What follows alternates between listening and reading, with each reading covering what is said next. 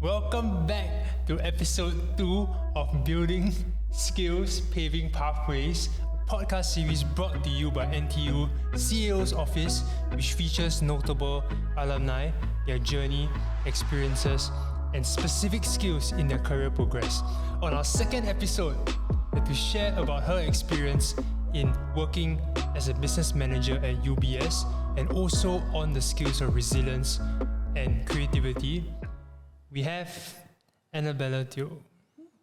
Hi. Yeah, okay. For a moment, I scared I get your name wrong. No, Annabella, right? With an A I mean, you just call me Anna or Bella. Like, it's fine. Anna. Yeah. Okay. How is it like being back? Thanks for coming on, by the way. No, thanks for having me. Describe to us your student time back in school. Okay, so I guess a bit more context for our listeners. So I spent 4 years in HSS doing linguistics and multilingual studies with a minor in philosophy. And I'd say I fell into the typical art student stereotype where I played a lot. I think I was very involved in hall life, campus life, went for summer school, exchange, not really part of the hustle and the grind where you get internships to prepare yourself for the working world. I did have a lot of fun, for sure. I remember maybe one of my first corporate experiences was, I wouldn't say it's an internship, but maybe a temporary job, year 1 summer. And then year 2 summer, I went for summer school. And then year 3 was spent doing exchange. And then year 4, you graduated already, right? And just throughout all 4 years, being involved in hall, spending a lot of time with my friends, that I think would be my campus experience, yeah. They're the best memories, just going for suppers, organizing stuff. Even then, I think you mentioned that most of it was exploratory, right, in a way. But now you're working in a bank. It's a fast-paced, ambitious, and you have certain career goals in mind, right? And you mentioned there's kind of a switch where you mentioned you don't want to be, inverted commas, a hobo student, right? Yeah, maybe share a bit more about that. Yeah, I'm curious. Yeah. I'll share a bit more about the transition point. Yeah. Okay, I think, I mean, we spoke about it before a couple of weeks back, where the turning point for me, where I didn't want to be the hobo art student anymore, was when I went for exchange. So I went year 3, sem 2, which meant it started in January at the calendar year, and then it goes into summer. So I think cumulatively, I was away for 7 to 8 months. Okay. And I think that experience for me changed where I joined the corporate rat race. But I mean, that aside, I felt that I think the time spent abroad, you meet a lot of people from different cultures and different backgrounds, and you realize that as, I guess to put things into perspective, as a Singaporean in a very privileged environment, in a privileged country where you're supposed to be effectively bilingual and you're afforded all these opportunities, I felt that I would want to put myself in a position where I can see the world and the world would choose me and I would choose the experiences that I wanted to try. We say that autonomy in a way that desire for freedom and autonomy. Yeah, exactly. Okay. So I think the freedom before I went on exchange looked different for me because I thought that being free would be, as a linguist, the perception is maybe you go to another country and teach English, spend 6 months, and you don't really have a job lined up after graduation. That to me was my idea of freedom before I went on exchange. And that shift during exchange changed the way I looked at freedom moving forward, where I wanted to be, just in a position where I can see other things. Got it.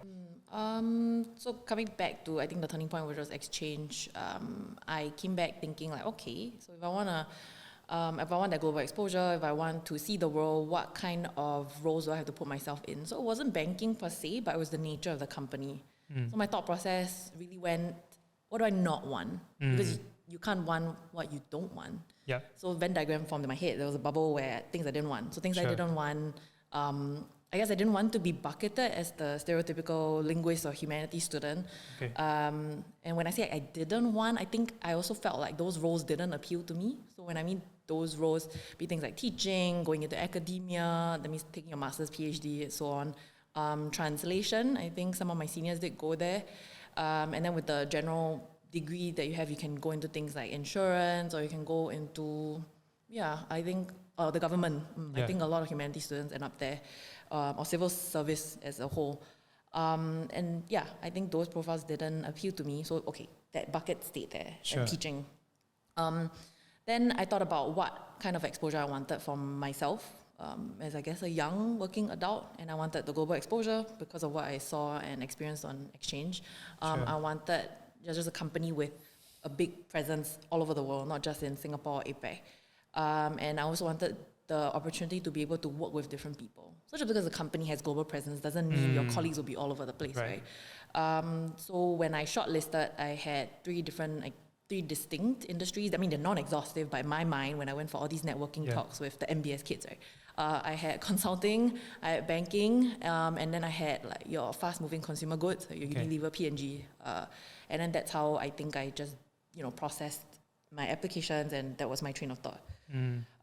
So, I mean, to your question on, I guess, why I ended up in banking, I think I really would say it's serendipity. Yeah, the final interview stage. I'm reading a book now called Connect the Dots, which is the signs of good luck or the signs of serendipity. And I think it makes a lot of sense.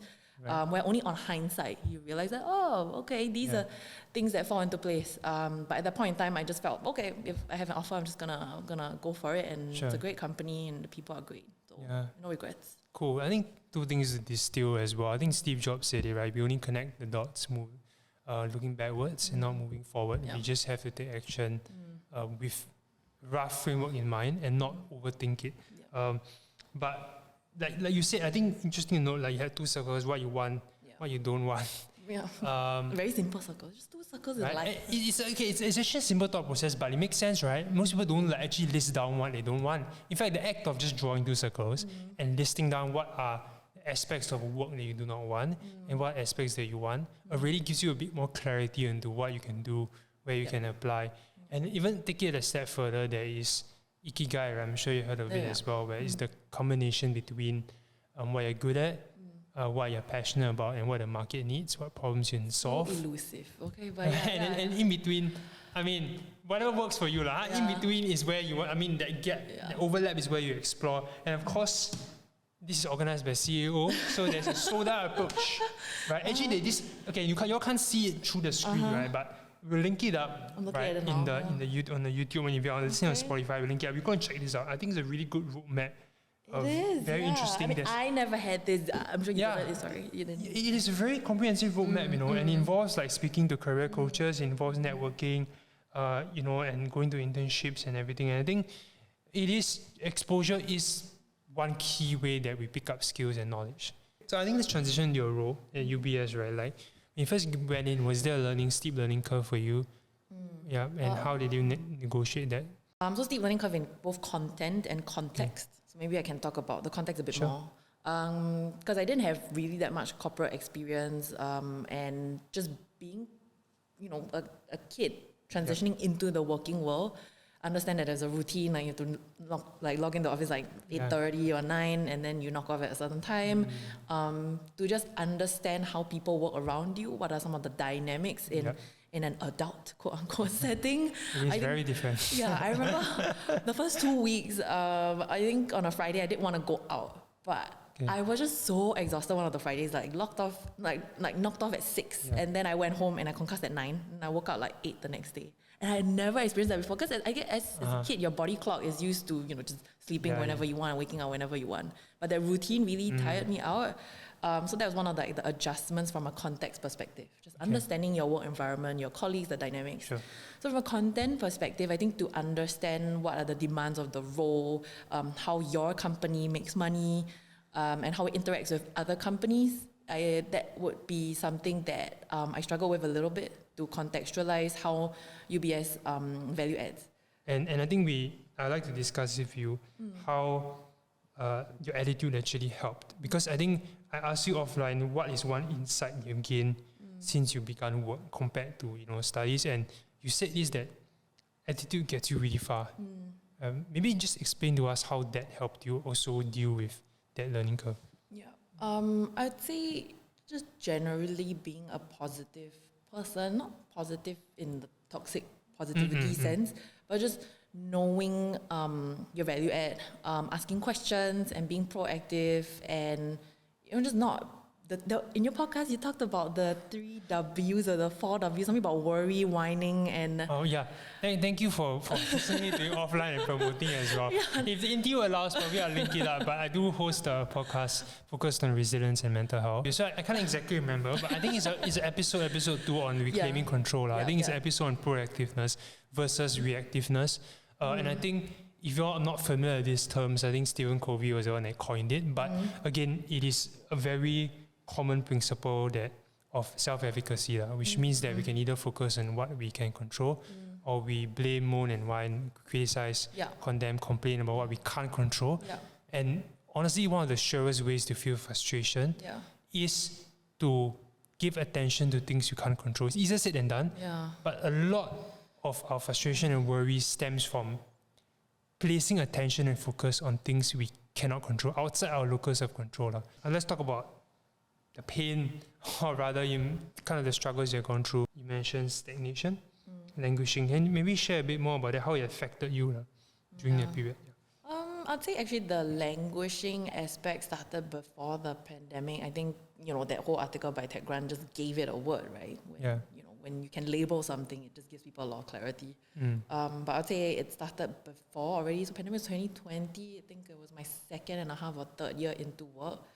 And what it felt like was exactly as the article described. You're not really dying, but you're not thriving either. You're just kind of like cruising along and floating and just you're there, you're just existing. So you're just stuck in that purgatory or limbo stage where it wasn't a great feeling. Adam Grant brought up some strategies to deal with it. The 3 M's on mindfulness, mattering, and mastery. That has come a long way for me. It's helped. It's definitely helped. I think to break out of stagnation and your comfort zone, not just the 3 M's, but there are other things you can do to keep yourself up, create hope, look out. Well, let's talk about the 3 M's. You talk about mindfulness, mattering or meaning, and mastery. Maybe you can go through each one, how that has helped you get out of that situation, and then we'll transition nicely into resilience from there. I think for mindfulness, it's really not just going through the motions, but understanding and feeling the sensations. I'm not too sure I'm doing a great job explaining it because it seems very duh. But let's say if I'm touching the table now and I actually feel the smooth texture of the wood and the coldness of the surface. For me, that means that I'm in the present and I am not elsewhere. My mind isn't elsewhere. And I think to contextualize that in that period where I was languishing, I think was to find the joy in small things like morning coffee or hanging out with a friend or understanding your task and really just sitting with the sensations that everything brings to you. I don't know what it is about noticing your thoughts, like metacognition, right? Like noticing what you're thinking and noticing what you're feeling. But it really, at least for me, it gave me some kind of control that I'm not a robot going through this. There are certain things out of my control, but this is something I'm fully present with and I am sitting with. Some experiences are uncomfortable. For example, if I'm doing a task that I really don't like, or if I'm experiencing a negative emotion, and I'll just try my best to stew in it and just feel it. I'm not gonna do anything about it and just let it pass through me. I think it's something I picked up from meditation also with the Headspace app. So that small tip, Headspace is a good app. Headspace is great. It's helped me a lot, not just during the pandemic, but before that, bit by bit. But I only fully got into it when COVID started. So that's my point on mindfulness. I think the second was on mattering. What I understood as that term was understanding if whatever action I was performing value added. So in the work context, there's 2 kinds of matterings, at least for me. Does it matter to me and my own career and personal development that I'm performing so and so tasks? And the second thing is, does this value add to the organization and to the bigger picture of what my business area was driving at? Admittedly, I think the second one was a lot harder to understand.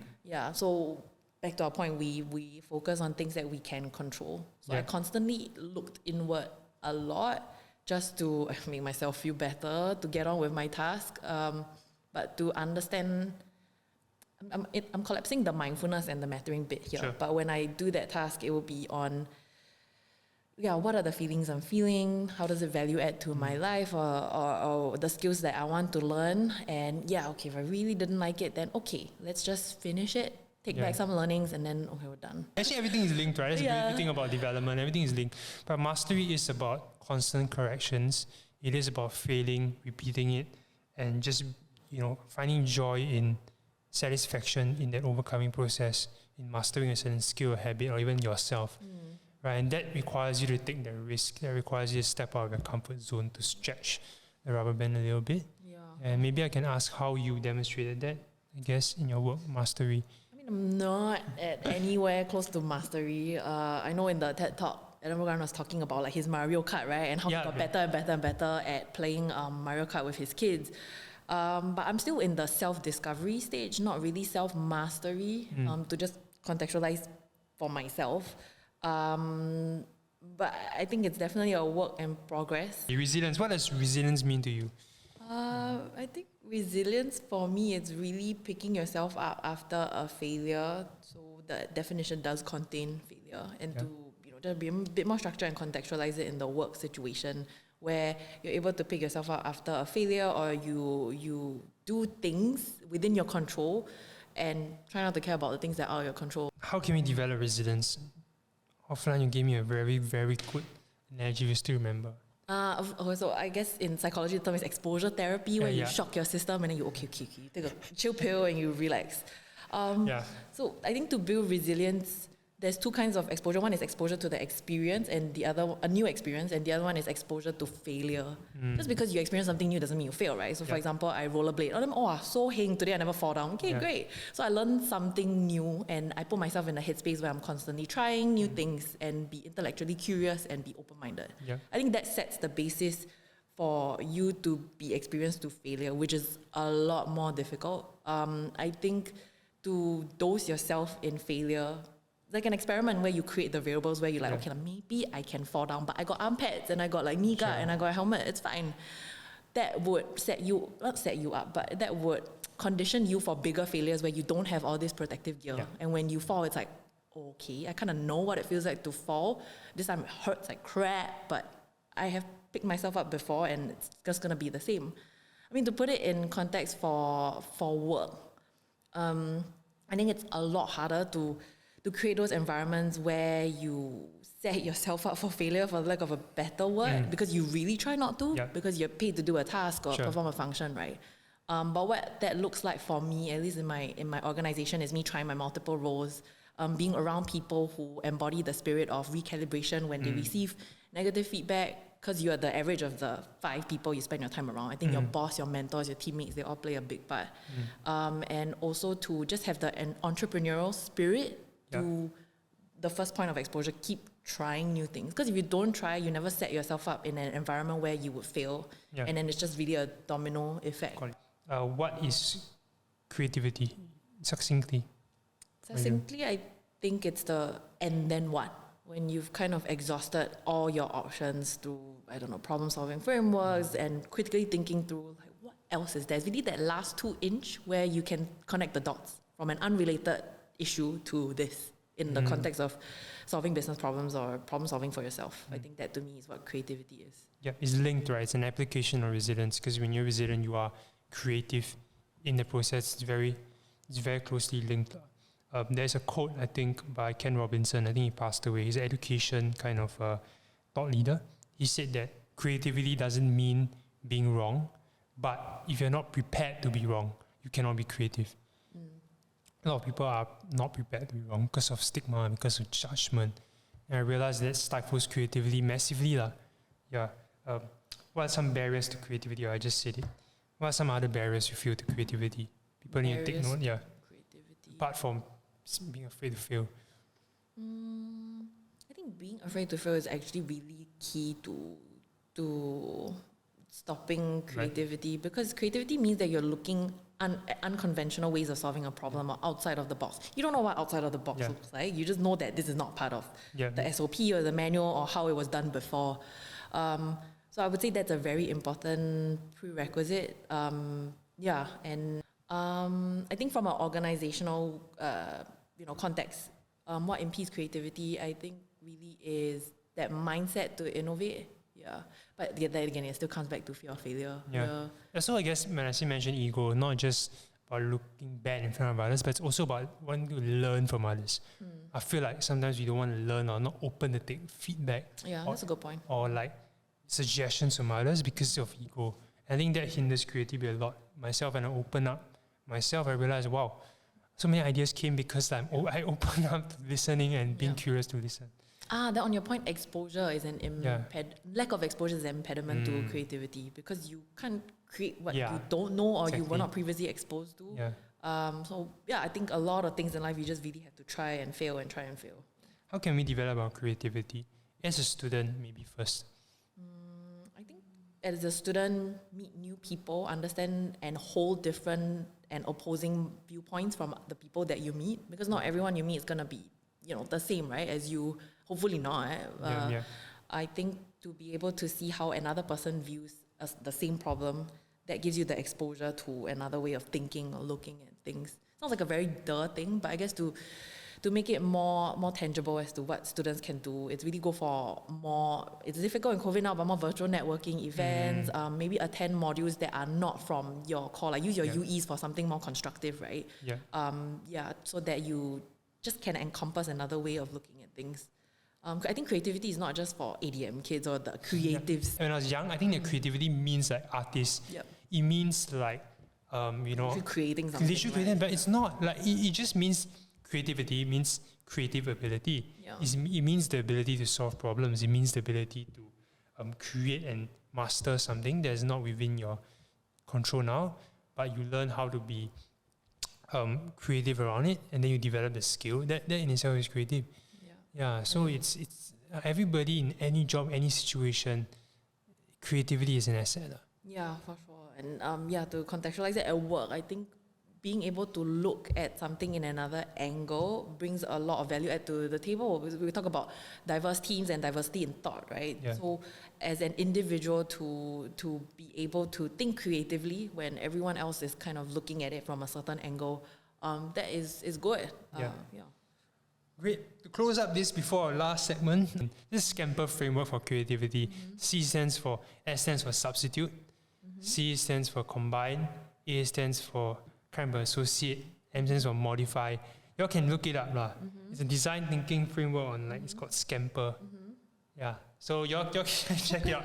I mean that's one thing we are looking at it, because creativity comes from modifying and substituting things and everything. You look at, for example, even a simple thing like watches. Right? I mean, everybody knows the brand Rolex, right? But if you look at other watches, a lot of the designs are all very similar to each other. They kind of modify from existing baselines. I think it's the same for work situations or even but I think even the ability to modify shows some kind of creativity. A lot of plug and play models work because you're able to connect the dots between two distinct problems. And I think that is a facet of creativity also. Okay, great. I think we've rounded up today's podcast. But we have one last thing. A quick fire round. Okay. No need to be super quick. You can elaborate later if you want. Okay, so I'm going to ask you 5 questions. First question. What's the biggest value or lesson you gained from university? Have fun. Expose yourself to different things and people. What is one blunt but useful advice that you've got? Don't be a baby. Don't be a baby. Who said to you? Everyone, especially when I'm in my whiny mode where I like to cocoon myself in my sadness, right? At the end of it, you just kind of need to know, okay, 够了, okay, enough is enough. And then just don't be a baby, suck it out and move on. Okay. What is the biggest inverted commas failure of your working career? And how do you overcome it? Because why is it inverted comma failure? Yeah, because we just established that failure is a good thing, ma. Okay. Wow, how did I overcome it? I guess you'll be missing a promotion. Yeah. And how I overcame it, Why did it affect you though? I think it affected me because it's the trajectory you're supposed to get, right? And you're supposed to go on. And how I overcame it was I really sought help and spoke to people, and then I eventually changed teams, and I had a lot of fun, more exposure to try something else. Yeah, to break out of my comfort zone again. Okay. What is one code philosophy that you live by that inspires you? Always trying. I think the quote would be the man in the arena, right? I don't remember what it is exactly, but it's on... Great poem. Yeah, I mean, it's a long ass speech, but the gist of it is, there is no. You just have to keep trying. Like, people, haters from the side who've never tried will not know the blood, sweat, and tears you've put through, and it's on you to triumph at the end of the day, despite all the failures that you've had. Last message you have for NTU students? Really enjoy uni and all it has to offer, be it, whatever internships you want to go out and get, whatever travel opportunities you want to do. You are unencumbered by responsibility, and now is the time to try and fail because you have such a huge cushion. Okay. Thanks so much, Anna, for this episode. Thank you. I learned so much from you. It was such a nice chatting, and I hope that you all learned something as well. Of course, subscribe for future episodes. Check out CAO and the services they can provide. And stay tuned. Reach out, connect with Anna on LinkedIn as well if you want to chat with her after that. With that, we'll come to the end. Yeah, thanks for the time. See you all next episode. Bye.